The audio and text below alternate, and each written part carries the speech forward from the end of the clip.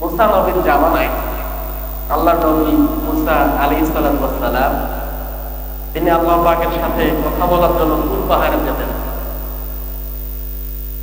পথিমধ্যে একটা বনের হরিণ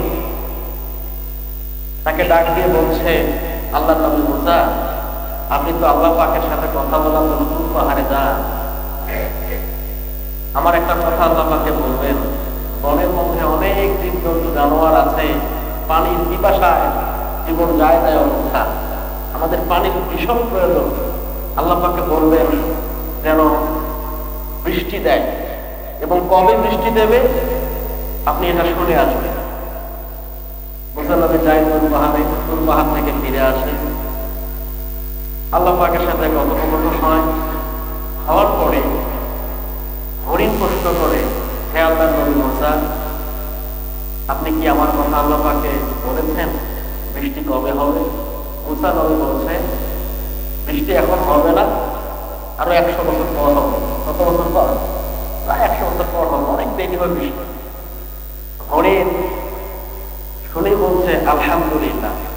হরিণের জবাব খুলে দেওয়ার মালিক কে? আল্লাহ পাক।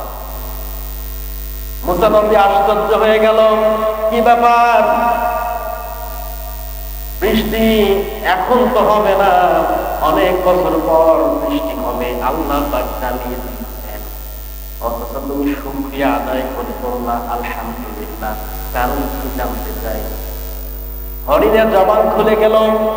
হরিণ বলছে, মুসা, আল্লাহ পাক অবশ্যই অবশ্যই আমাদের থেকে ভালো জানেন কবে বৃষ্টি নাজিল হলে এই বনের পশু পাখিগুলো রক্ষা পাবে, কবে বৃষ্টি হলে কওমের জনগণরা রক্ষা পাবে। অতএব আল্লাহ পাক সিদ্ধান্ত নিয়েছেন 100 বছর পর বৃষ্টি হবে। আমি খুশি হয়ে গিয়েছি, আল্লাহ পাকের ফয়সালা মেনে নিয়ে এই জন্য বললাম আলহামদুলিল্লাহ।